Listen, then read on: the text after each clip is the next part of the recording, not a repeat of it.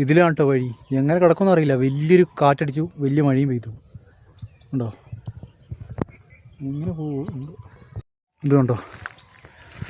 ഇതിൻ്റെ ഉള്ളിൽ കൂടെ കടന്നു പോകേണ്ടി വരും. ഞങ്ങളാ ഷെഡിൻ്റെ പണിയെടുത്തുകൊണ്ടിരുന്നപ്പോഴാണ് കാറ്റടിച്ചത്, മഴയും വന്നത്. കോപ്പ്. ആ അതെ, ഒളിഞ്ഞ് വീണ് പോയി. ആകെ അവിടുത്തെ കറണ്ട് പോസ്റ്റ് അതും വേണം. ഇവിടെ ഒരു വലിയ മരം ഇവിടുന്ന് ഇങ്ങനെ പരഞ്ഞിങ്ങനെ വീണ് പോയി. ഇനിയിപ്പോൾ അങ്ങോട്ടേക്ക് എന്താ സ്ഥിതി എന്നറിയില്ല. നമുക്കിനി അങ്ങോട്ടേക്ക് പോയി നോക്കാം. ഇത് ഇവിടുത്തെ മാങ്ങയെല്ലാം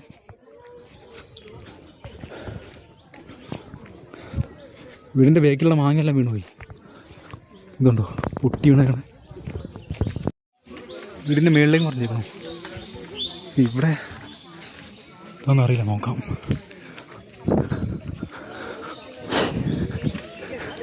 എൻ്റെ ദൈവമേ,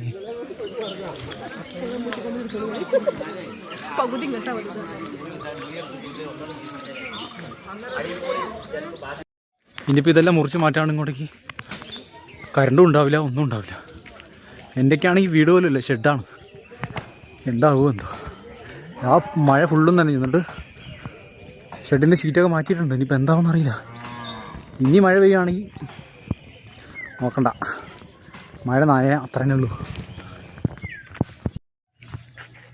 ഇവിടെയും വീണിട്ടുണ്ട് മരം കണ്ടോ. അതൊക്കെ അവർ വെട്ടി ഒഴിവാക്കിയത് മൊത്തം വെള്ളമെല്ലാം. ഇത് കണ്ടോ നിങ്ങൾ, ഒരടയ്ക്കാൻ മരം കരണ്ട് കമ്പിയിലേക്കാണ് വീണിരിക്കുന്നത്. വൻ നാശനഷ്ടം ഉണ്ടായിരുന്നു. അത്രയും വലിയ കാറ്റാണ്.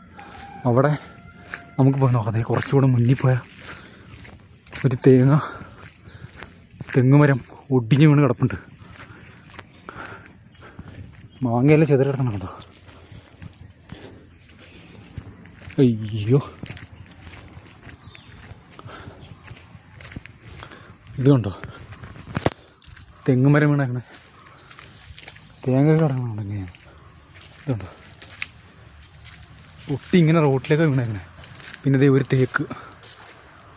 തേക്ക് മരം വീണേക്കണ കണ്ടോ റോട്ടിലേക്ക്.